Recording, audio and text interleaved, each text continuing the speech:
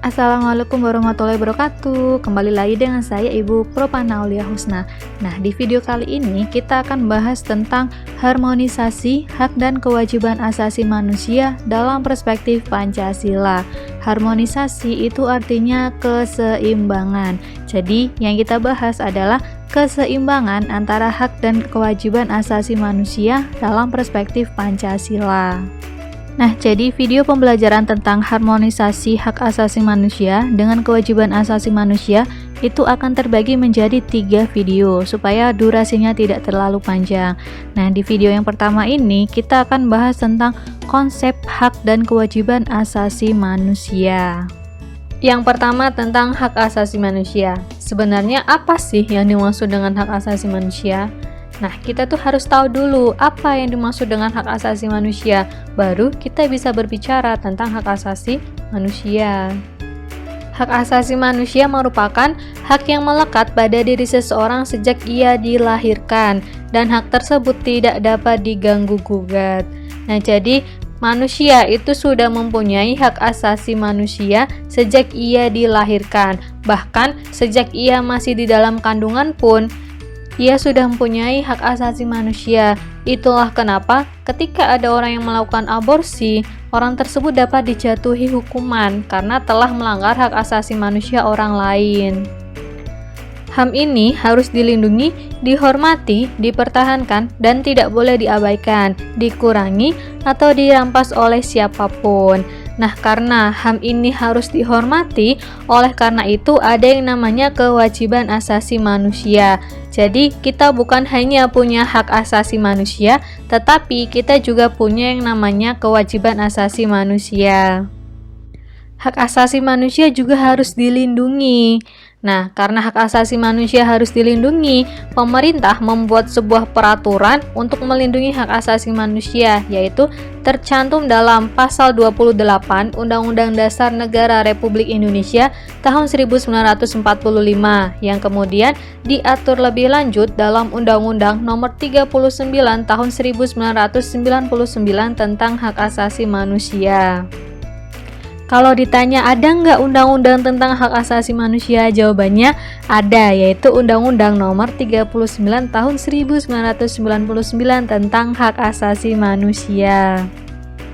Di dalam undang-undang tentang HAM ini terdapat 9 hak asasi manusia, yaitu ada hak untuk hidup, hak untuk berkeluarga, hak untuk mengembangkan diri, hak untuk memperoleh keadilan, hak kemerdekaan, hak berkomunikasi, hak keamanan, hak kesejahteraan, dan hak perlindungan.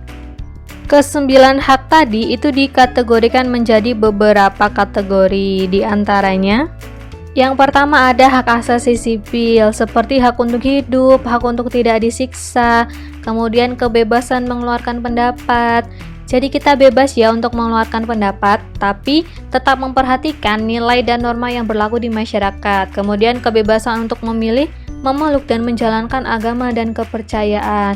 Jadi kita itu bebas untuk menjalankan agama, beribadah sesuai dengan keyakinan kita, tapi kita tidak boleh ateis. Kemudian peradilan yang adil dan tidak memihak. Jadi orang datang ke peradilan, orang datang ke pengadilan itu untuk mendapatkan keadilan. Yang kedua ada hak asasi politik, seperti hak untuk memilih dan dipilih. Jadi kita itu mempunyai hak untuk memilih dan dipilih. Misalkan ada si A ini mencalonkan diri sebagai kepala desa. Ketika si A ini mencalonkan diri sebagai kepala desa, berarti dia sudah menggunakan hak untuk dipilihnya. Kemudian dia juga mempunyai hak untuk memilih. Nah, karena dia sudah menggunakan hak untuk dipilihnya, bukan berarti dia kehilangan untuk hak memilihnya. Walaupun dia sudah mencalonkan diri sebagai kepala desa, dia tetap mempunyai hak suara, hak untuk memilih pada pemilihan kepala desa. Kemudian ada hak untuk berkumpul dan berserikat, serta kebebasan mendirikan partai politik. Nah, misalkan di sini ada yang bertanya, kenapa di Indonesia ini banyak sekali partai politik? Jawabannya ya karena kita mempunyai kebebasan untuk mendirikan partai politik.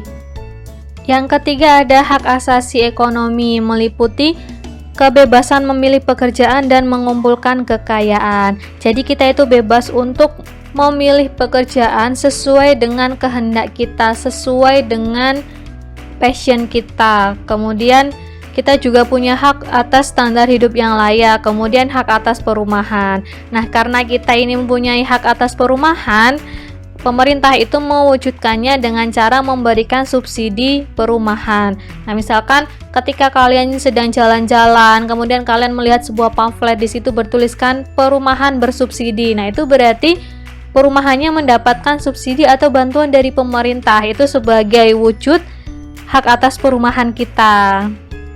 Yang keempat, hak asasi hukum, seperti hak mendapatkan perlakuan yang sama dalam hukum dan pemerintahan. Jadi seperti dalam asas equality before the law, jadi kedudukan yang sama di depan hukum. Semua masyarakat itu kedudukannya sama di depan hukum. Jadi misalkan ada si A ini bermasalah dengan hukum, kemudian ada si B, dia juga bermasalah dengan hukum. Nah, si A ini misalkan dia orang kaya, kemudian si B ini dia orang kurang mampu. Nah, itu kedudukannya sama, tidak dibeda-bedakan. Yang kelima, hak asasi dalam tata cara peradilan dan perlindungan, seperti hak mendapatkan peradilan dan perlindungan dalam penahanan, penangkapan, peradilan, penyitaan, dan penggeledahan.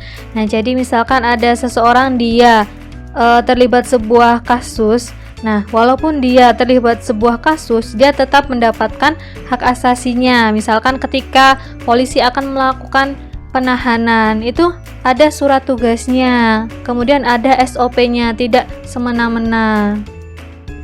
Yang keenam, ada hak asasi sosial dan budaya, seperti hak mendapatkan pendidikan.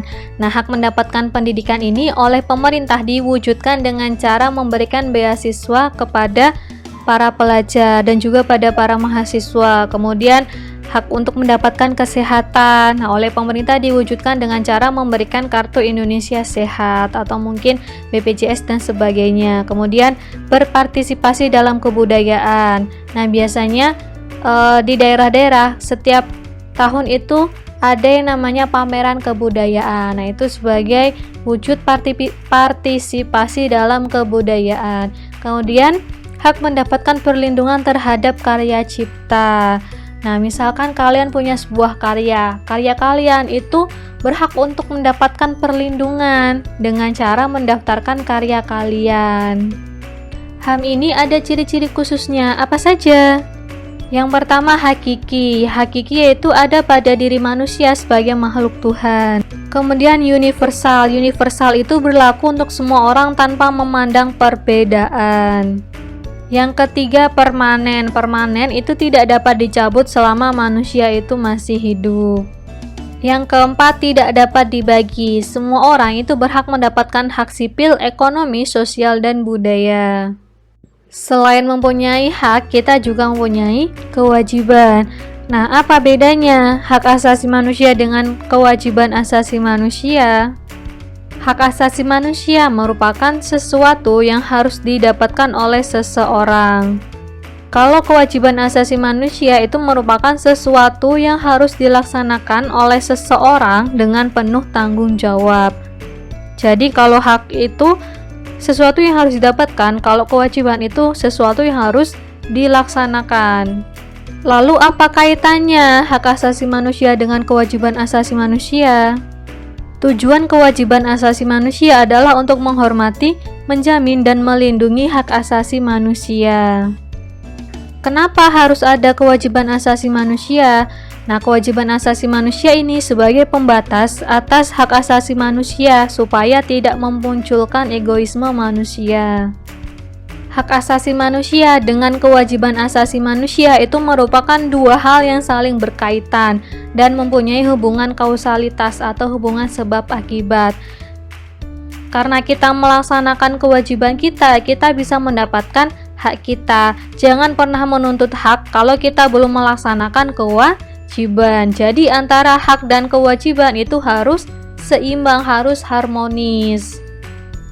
Jadi inti dari video kali ini adalah hak dan kewajiban asasi manusia itu harus seimbang, karena hak dan kewajiban asasi manusia itu merupakan dua hal yang saling berkaitan atau mempunyai hubungan kausalitas, hubungan sebab akibat. Sebab kita melaksanakan kewajiban kita, kita akan mendapatkan hak kita. Jangan pernah menuntut hak kalau kita belum melaksanakan kewajiban. Nah, mungkin hanya sedikit yang bisa Ibu sampaikan dalam video kali ini. Semoga bermanfaat. Terima kasih. Alhamdulillah, jazakumullahu khairan. Apabila ada yang kurang dimengerti, bisa ditanyakan di kolom komentar. Terima kasih. Kita lanjut di part 2 ya. See you. Ngerti?